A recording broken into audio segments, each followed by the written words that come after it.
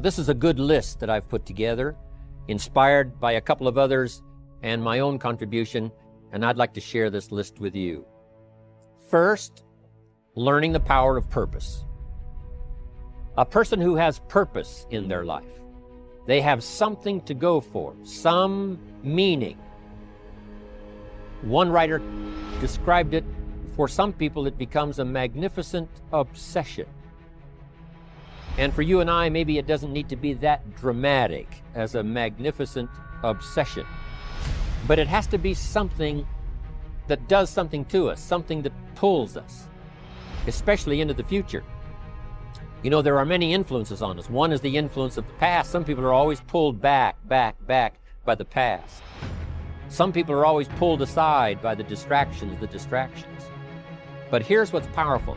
If you have a list of high purpose in your life, it pulls you toward the future. And the more powerful the purpose is, the stronger it pulls. And here's the other great advantage if you have purpose for the future. It pulls you through all kinds of challenges and all kinds of difficulties. If you don't have these strong purposes for the future, it's easy to get swallowed by a bad day. It's easy to be almost annihilated by a poor month. And it's easy sometimes to almost disappear beneath the waves of a year that goes backwards if you don't have something to pull you beyond that year. So if you want something to pull you through all kinds of challenges, all kinds of difficulties, and things that come at you, you got to have something on out there, beyond today, beyond next week, beyond next month, beyond this year, that pulls you into the future. And the clearer it is, the stronger it pulls. The more dynamic it is, the more it affects your life, your spirit, your heart, your soul. It also creates imagination. It gets your mind working on how to achieve that purpose.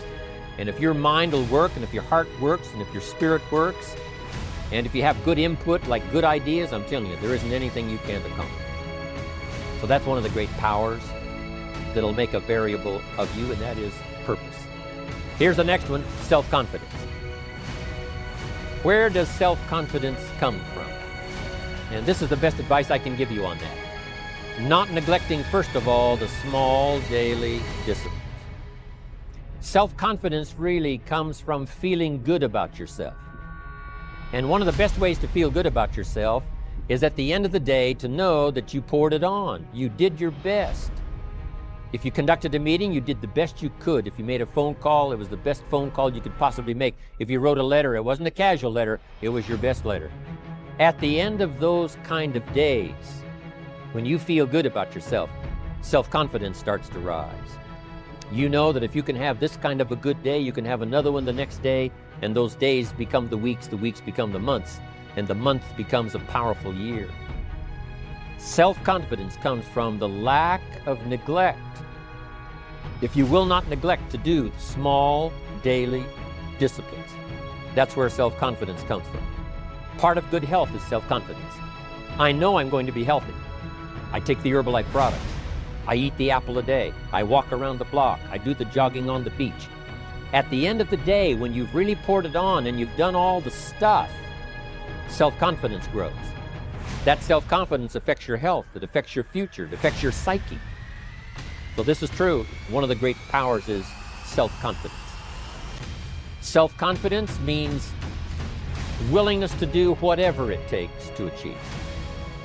Some people say, well, I'll do it for a little while and see what happens.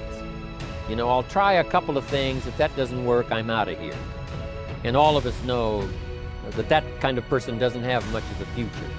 But if you're willing to do whatever it takes. If I have to learn a couple of things, I will learn those things. If I got to learn 5 or 6 things, I'll learn all 6. If I have to take an extra class, I'll take an extra class. If I've got to read the books, I'll read the books.